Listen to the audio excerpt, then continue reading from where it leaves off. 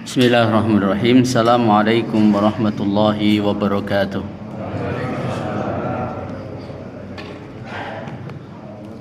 Alhamdulillah. Alhamdulillahi rabbil alamin.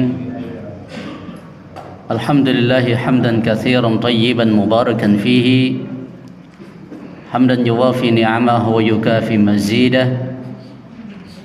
أشهد أن لا إله إلا الله الملك الحق المبين وهو الإله الأولين والآخرين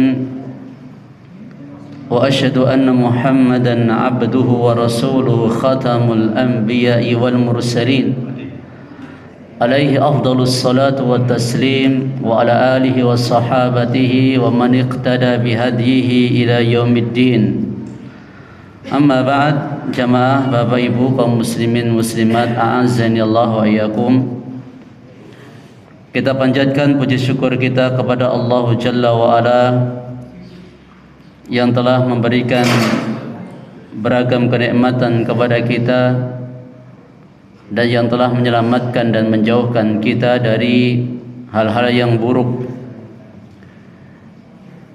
Apa yang kita rasakan pada malam hari ini dan waktu-waktu ini sangat besar nikmat yang Allah berikan kepada kita. Saking besarnya kita tidak menyadari kita telah diberi nikmat iman, nikmat Islam, nikmat sehat, nikmat aman, nikmat keafiatan. Sedangkan saudara-saudara kita di tempat yang lain seperti di Sumatera, Aceh, Padang dan wilayah-wilayah yang lain sedang diuji Allah Subhanahu wa taala. Kita yang di sini maupun mereka yang di sana hakikatnya adalah sedang mengerjakan ujian. Apa ujiannya? Wa nabluukum bisyarri wal khairi fitnah wa ilaina turja'un. Kami menguji kamu dengan kebaikan dan keburukan. Kepada kamilah kamu kembali. Semoga kita yang di sini bisa manfaatkan nikmat berupa kebaikan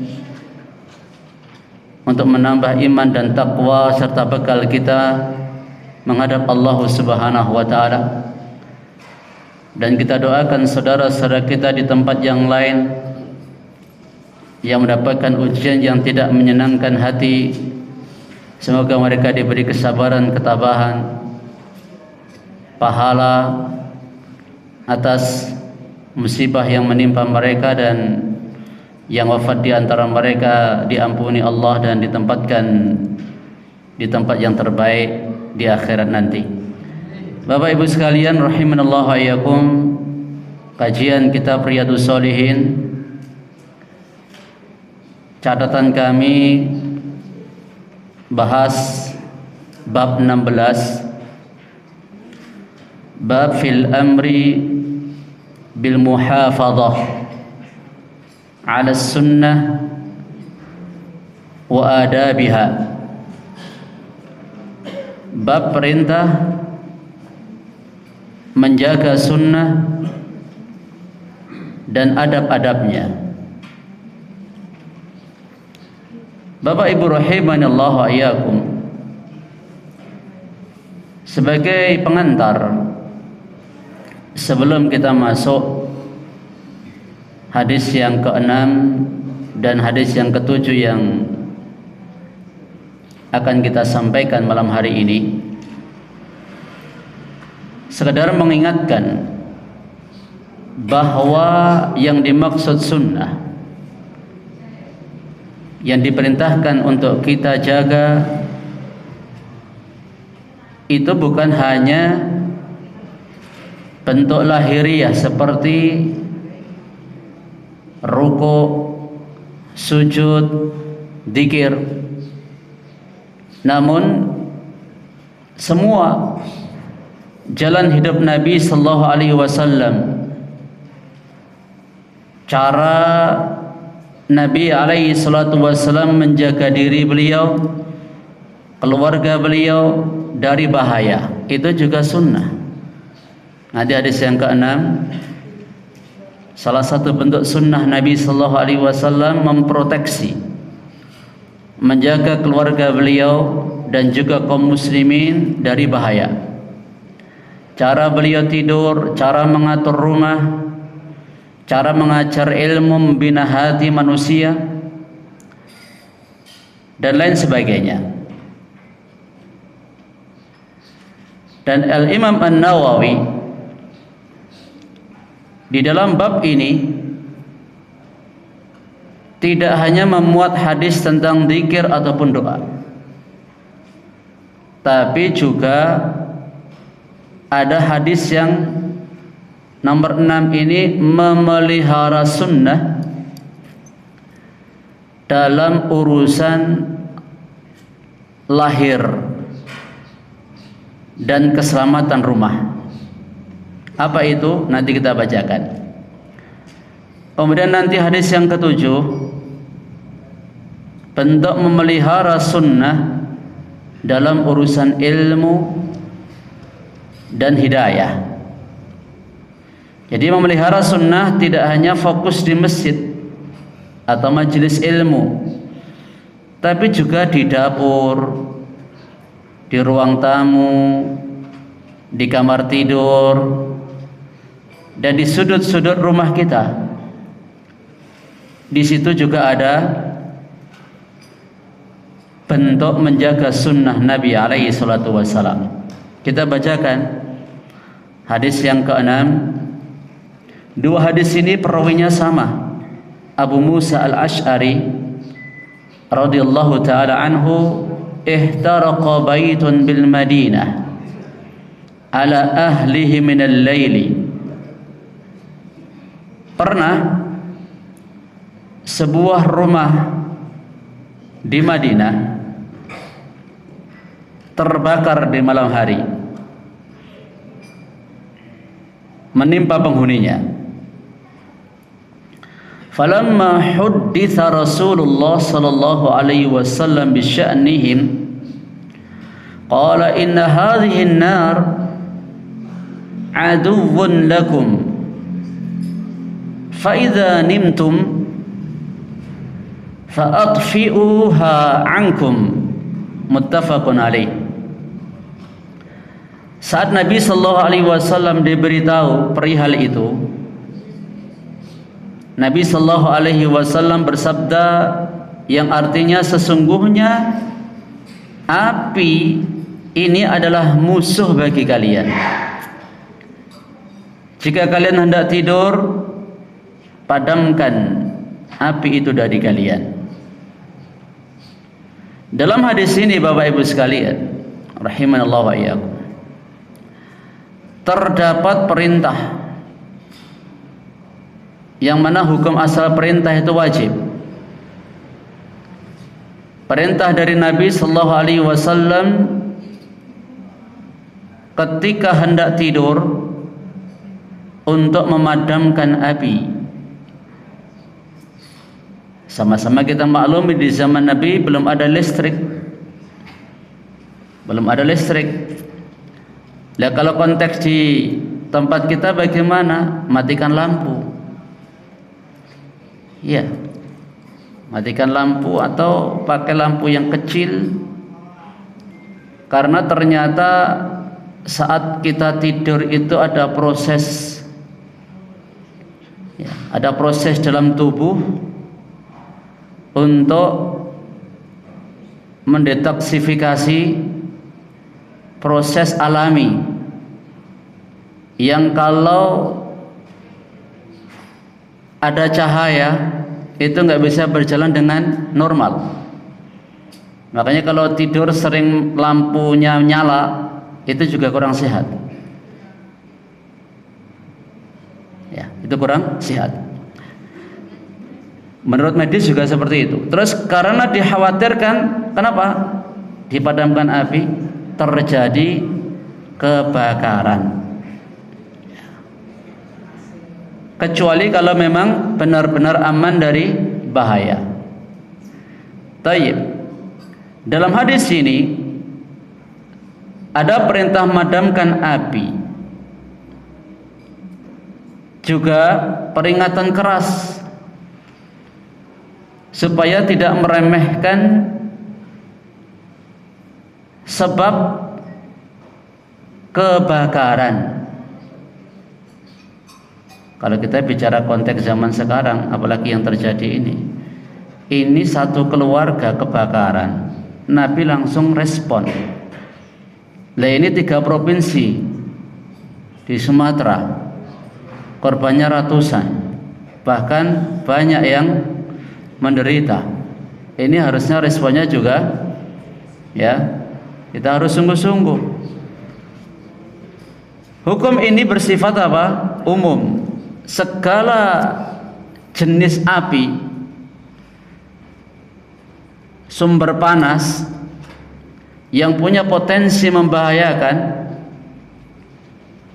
itu hendaknya dimatikan. Apa yang lain contohnya? Ya kalau kita ya gas, ya listrik. Berapa banyak terjadi kebakaran rumah gara-gara konslet. Ya.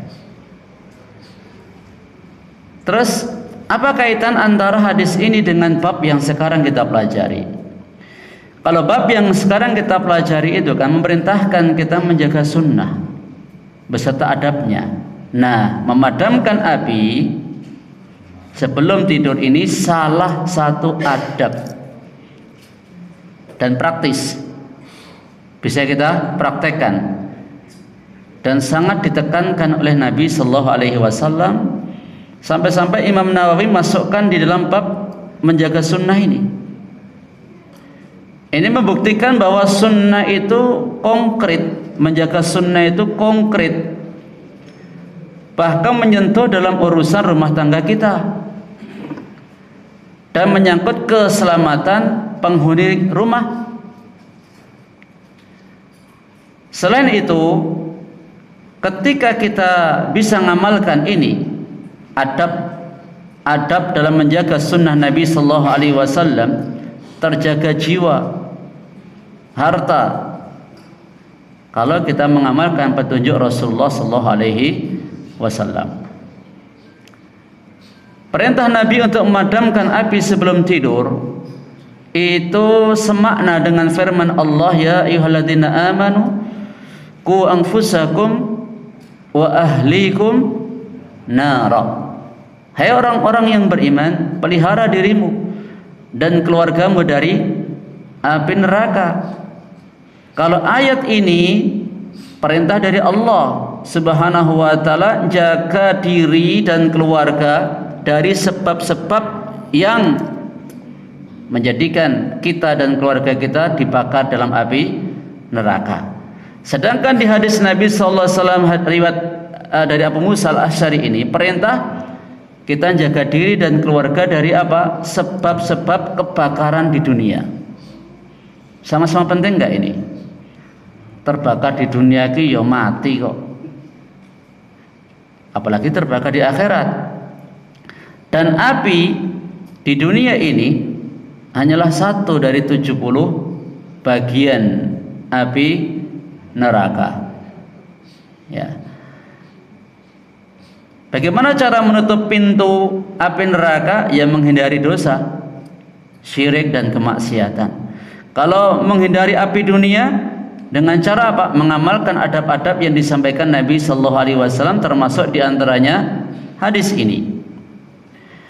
Nabi Sallallahu Alaihi Wasallam dalam hadis yang lain mengatakan, la tatrukun nara fi buyutikum hina tanamun. Jangan kalian biarkan api menyala di rumah-rumah kalian ketika kalian tidur. Hadis sahih Bukhari dan Muslim.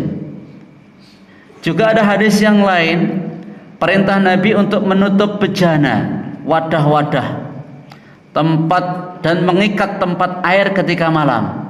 Jadi ketika jenengan misalnya ibu-ibu nganget ke jangan sayur, jangan dibuka, tapi ditutup kalau malam. Karena apa?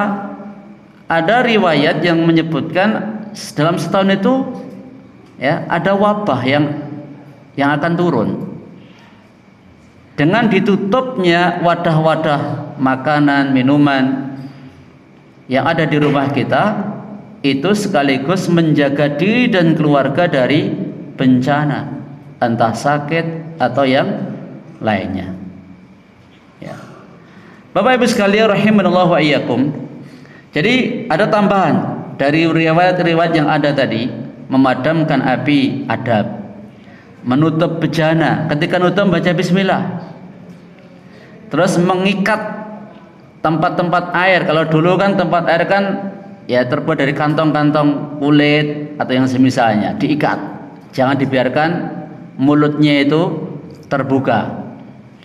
Terus memastikan sumber bahaya aman ketika hendak tidur. Ini ternyata bukan hanya sekedar SOP. Ada nggak namanya SOP itu? Standar operasional prosedur ya. Ya. Kalau kita misalnya dalam berkegiatan, dalam berapa misalnya kita berusaha memenuhi SOP, kita niatkan dalam memenuhi SOP itu untuk menjalankan sunnah. Bukan hanya sekedar rutinitas duniawi. Misalnya SOP menolong orang dalam kebakaran atau SOP dalam banyak hal ya, standar operasional itu kalau kita laksanakan itu demi menjaga agama, jiwa, harta, kehormatan. Karena sebagaimana yang dikatakan oleh para ulama, syariat itu datang untuk menjaga 5. Menjaga agama, menjaga jiwa, menjaga akal, menjaga keturunan, dan menjaga harta. Hadis yang kita bacakan ini menjaga jiwa. Jangan sampai ketika tidur rawan kebakaran. Juga menjaga harta. Jangan sampai seluruh harta hangus karena kebakaran. Ketika lihat kelihatannya cuman sekedar api gitu kan, tapi kalau diacuhkan, tidak diperhatikan, akibatnya fatal kok. Termasuk menebang pohon di hutan yang tidak berizin, apalagi yang ilegal. Kan cuman nebang pohon di hutan kan banyak pohonnya, gitu kan? Ini kan juga untuk kebutuhan, ya, untuk membuat ini, untuk membuat itu. Tapi perhatikan maslahat dan madaratnya, ya. Jadi kalau kita sesuaikan dengan konteks kita, itu tadi konteks di zaman Nabi Sallallahu Alaihi Wasallam tadi kita sudah singgung kompor, gas, regulator aman, ya. Terus kabel, misalnya di rumah itu ada kabel yang tidak standar. Ya, saya pernah di rumah saya yang di Meranggen itu, ketika dilihat tukang itu, wah kabelnya sudah lecet-lecet dan juga tidak standar gitu loh, tidak standar ya kabel zaman dulu. Ya, akhirnya apa? Ya kita ganti untuk menjaga keamanan diri kita dan juga tetangga kita. Kalau terbakar rumah, apakah di sampingnya juga nggak ikut rawan? Ya, jadi kita upayakan untuk hal-hal yang sekiranya menimbulkan kerawanan, kabel, terus stop kontak berlebih, ya, ada stop kontak, ini ada cabang 4, ditambah lagi cabang lagi, tambah lagi cabang lagi, ini bahaya ini. Termasuk tidak meninggalkan, ini nggak pada merokok kan, puntung rokok, ya, obat nyamuk atau lilin yang menyala tanpa ada pengawasan, ya. Termasuk juga ngajari anak-anak supaya tidak bermain api karena bahaya. Ini kita semua lakukan demi untuk menjaga sunnah Rasulullah sallallahu alaihi wasallam. Dan sebagai kepala rumah tangga kewajiban kita apa? Kullukum ra'in wa kullukum mas'ulun an ra'iyatihi. Setiap kamu pemimpin dan akan dimintai pertanggungan jawab atas apa yang ia pimpin, ya. Tidak hanya mengajarkan doa sebelum tidur, tapi juga nertibkan rumah sesuai adab Nabi sallallahu alaihi wasallam sebelum tidur. Ada lagi nanti adab-adab tidur, ada lagi. Ya. Tayyib, kita cukupkan untuk hadis yang ke-6. Kita lanjutkan hadis yang ke-7. Perawinya sama, Abu Musa al-Asy'ari radhiyallahu ta'ala anhu. Nabi sallallahu alaihi wasallam bersabda, "Inna mathala ma ba'athani Allahu bihi minal huda wal ilm kamathali ghaithin asaba ardan fakanat minha ta'ifatun tayyibatun qabilatil ma'a faanbatatil kala'a wal 'ushbal katsira wa kana minha ajadibu amsakatil ma'a fanafa'a Allahu biha an-nasa fasharibu minha wasaqaw wa zar'u wa asaba ta'ifatan minha ukhra innama hiya qi'anun la tumsiku ma'an wa la tumbitu kala wa fadzalika mathalu man faqaha fi dinillah wa nafa'ahu Allah wa nafa'ahu ma ba'athani Allah bihi fa'alima wa 'allama wa mathalu man lam yarfa' bidzalika ra'san wa lam yaqbal hudallahi alladhi ursiltu bihi." Abu Musa al-Asy'ari menyampaikan, Rasulullah bersabda, perumpamaan, petunjuk dan ilmu. Nabi sallallahu alaihi wasallam buat perumpamaan, dan indah sekali perumpamaan Nabi sallallahu alaihi wasallam, sesuai dengan fakta, realita. Perumpamaan, petunjuk dan ilmu yang Allah mengutusku dengannya itu seperti hujan. Hujan lebat yang menimpa suatu tanah. Nah, tanah-tanah yang terkena air hujan itu ada bagian yang baik, ada tanah yang baik. Yang mana tanah itu sifatnya apa? Menerima air, ngeresap masuk ke dalamnya. Ya, semakin dalam air itu meresap, berarti kan cadangan airnya akan banyak di bawah itu. Ya, otomatis apa? Semakin banyak cadangan airnya, akan semakin mudah menumbuhkan rerumputan dan tanaman yang banyak. Itu tipe yang pertama. Yang kedua, diantaranya ada tanah yang tandus, yang bisa menahan air. Ya. Tanah tipe yang kedua nampung air, sehingga Allah memberi manfaat dengan tanah seperti itu kepada manusia. Air yang tertampung di tanah itu dipakai minum, dan juga bisa memberi minum hewan-hewan dan semisalnya, dan juga untuk bercocok tanam. Yang ketiga, air hujan itu juga menimpa bagian tanah. Tanah yang ketiga tipenya tanah yang datar gersang, tak menahan air, ya licin gitu kan, tak nahan air, tak numbuhkan rumputan, tanam-tanaman. Itulah perumpamaan orang yang memahami agama Allah, lalu Allah menjadikannya manfaat dengan apa yang Dia utus aku dengannya. Ia belajar dan mengajar. Dan perumpamaan orang yang tidak menoleh kepada ilmu dan tidak menerima petunjuk Allah yang aku diutus dengannya. Bapak Ibu jamaah yang semoga dirahmati Allah Subhanahu wa taala. Ya. Al-Imam Al-Qurtubi rahimahullahu ta'ala memberikan penjelasan. Saya baca langsung terjemahannya.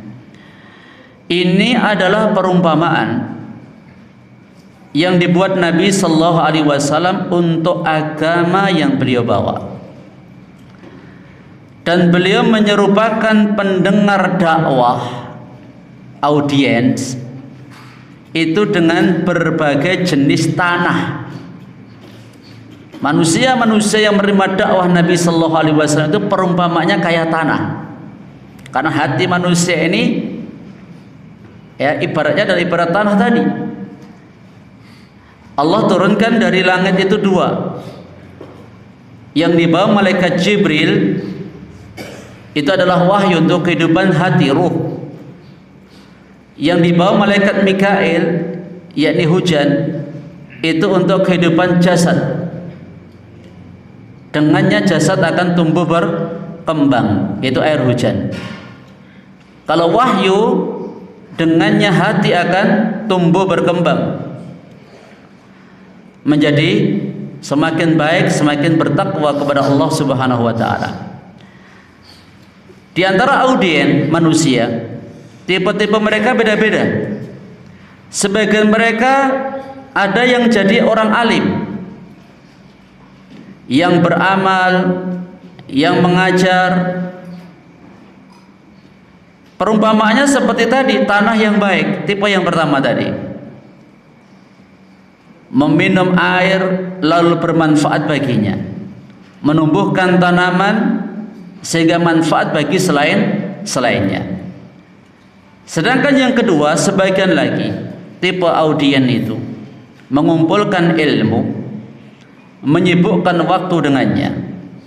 Hanya saja ia tidak banyak beramal dengan amalan sunnah atau tidak terlalu mendalami apa yang dikumpulkan. Tapi ia nyampaikan ilmu kepada orang lain. Ia seperti tanah yang airnya berkumpul, lalu manusia mengambil manfaat darinya. Ia adalah yang ditunjuk dalam sabda Nabi, semoga Allah mencerahkan wajah orang yang mendengar perkataanku lalu menyampaikannya sebagaimana ia dengar. Yang ketiga, sebagian lagi orang yang mendengar ilmu tapi tidak menjaganya.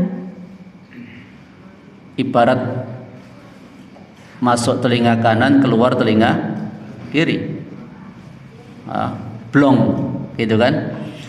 Tak menjaga, tak ngamalkan, tak nyampaikan kepada orang lain. Itu seperti tanah yang payau atau licin, tidak menerima air atau merusak air yang ada. Ya.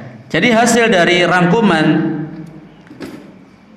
hadis ataupun penjelasan Qatadah tadi, manusia dalam urusan agama terbagi menjadi 3. Satu, semoga Allah masukkan kita golongan yang pertama ini, kaum yang berilmu dan beramal. Ini mayoritas kaum beriman. Mayoritas kaum mukminin, mereka berilmu, beramal. Kalau pengamalan dalam surah Al-Asr itu yang Allah kecualikan rugi adalah illal ladzina amanu wa amilus shalihat. Ini minimal standar orang beriman. Berilmu, beramal. Kaum yang kedua, semoga Allah Subhanahu wa taala meningkatkan diri kita sehingga sampai kepada maqam golongan yang kedua, yaitu golongan orang yang berilmu, beramal dan mengajarkan ilmunya. Mereka adalah para ulama. Kelengkapannya dalam surah Al-Asr, wa tawassaw bil haqq wa tawassaw bis sabr. Itu yang terbaik. Yang ketiga, kaum yang tak beramal, mereka orang kafir atau orang-orang yang fasik. Ya. Dan perumpamaan yang disampaikan Nabi sallallahu alaihi wasallam dalam hadis ini sangat pas dengan judul bab memelihara sunnah Nabi sallallahu alaihi wasallam. Yang kalau kita artikan berarti apa? Kita berusaha keras menjadi golongan pertama dan kedua dan menjauhi sifat golongan yang ketiga. Tayyib. Bapak Ibu sekalian rahimanallahu wa iyyakum. Kalau kita berikan penjelasan hadis Nabi sallallahu alaihi wasallam tadi, Nabi menyebut wahyu dan ilmu itu sebagai ghaith. Ghaith itu artinya apa? Hujan lebat yang membawa kehidupan. Dan hujan itu punya dua sisi. Sumbernya dari langit, bukan dari bumi. Seperti wahyu tadi, datang dari Allah, bukan dari akal manusia. Maka kalau kita bicara agama, akal ditundukkan. Jangan dipakai untuk menghukumi. Ketika dalil itu harus nurut akal, rusak agama itu. Contoh, ya, beragama menggunakan akal itu seperti statement, ya, statement bahwa Al-Quran itu kan karangannya Nabi, ucapannya Nabi, yang bisa benar bisa salah. Maka sekarang harus kita bumikan Al-Quran itu, membumikan Al-Quran. Bahasanya terlalu tinggi ya, membumikan Al-Quran atau bahasa-bahasa yang lain, yang intinya ingin menjadikan Al-Quran itu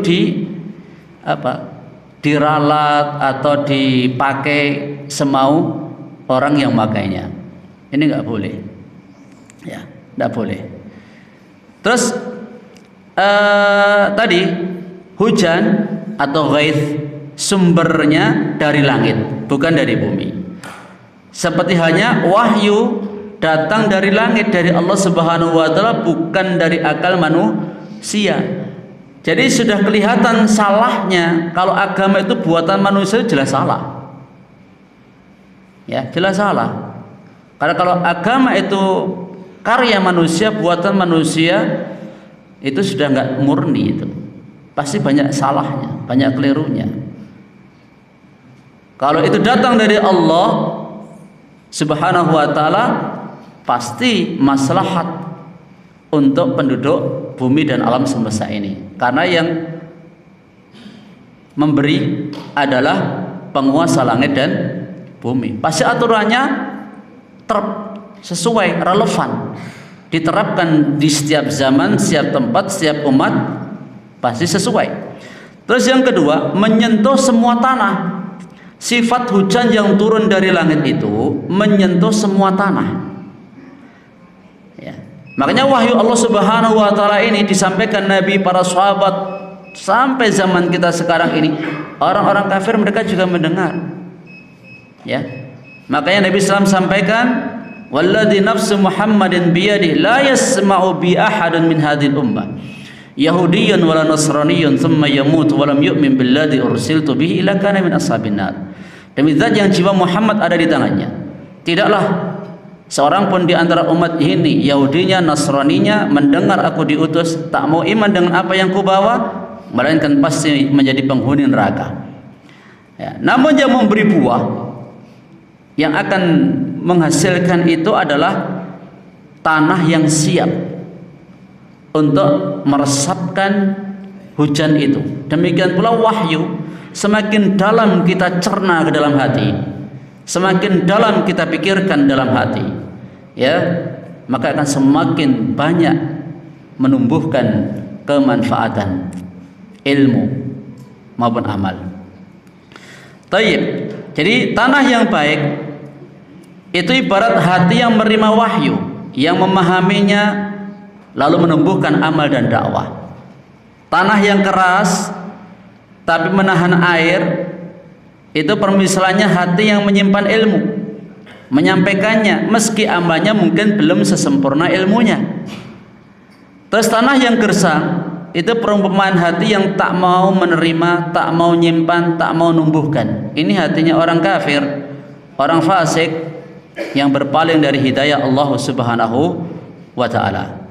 Bapak Ibu sekalian rahimanallahu wa iyyakum wa azanallahu wa iyyakum jami'an. Dari sini kita akan dapatkan kesimpulan bahwa jalan ilmu itu jalan memelihara sunnah. Kita nggak akan bisa memelihara sunnah kalau nggak punya ilmunya. Dan kedudukan tertinggi adalah milik orang, satu, nerima ilmu, dua, memahaminya, tiga, mengamalkannya, empat, mengajarkannya. Ini empat sifat yang tertinggi dari manusia yang menerima wahyu Allah Subhanahu wa taala. Saya ulangi lagi, ya, sifat manusia yang paling tinggi derajat dan kedudukannya adalah satu, menerima ilmu, ya, Quran dan Sunnah, karena ilmu itu sumbernya Quran dan Sunnah. Yang kedua, memahaminya, ya, belajar. Kemudian yang ketiga, mengamalkan, dan yang keempat, mengajarkan. Muhammad ibn Sirin rahimahullah mengatakan, inna hadzal ilma dinun fanzuru amman ta'khuduna dinakum. Sesungguhnya ilmu ini adalah agama, maka lihat dari siapa kalian mengambil agama kalian ini. Dalam perkataan Ibnu Sirin kita bisa mengetahui kalau hidayah itu perumpamaan air hujan. Jadi hujan tadi kan perumpamaan ilmu dan hidayah. Maka saluran hujan harusnya yang bersih. Kita milihnya yang bersih kan? Ya, guru kita, rujukan kita, itu juga bentuk memelihara sunnah, mengambil sunnah ilmu dari ahlinya, ahli sunnah yang lurus, serta menghindari mengambil ilmu dari orang-orang yang menyimpang, ibarat tadi tanah yang gersang tadi. Jamaah sekalian rahimanallahu wa iyyakum, ya. Jadi penting bagi kita untuk mencari sumber ilmu seperti tadi sumber air tadi, ya. Kalau kita mau amalnya benar, ilmunya benar, dakwahnya benar, maka kita harus mengambil sumber yang jernih juga. Ada statement yang mengatakan, kalau mau belajar Islam, belajar sama orang Indonesia. Ada yang bilang begitu, ya, bukan orang Arab. Pertanyaannya, Islam dari mana berasal? Arab. Ibarat itu air, hulunya mana Islam itu? Arab.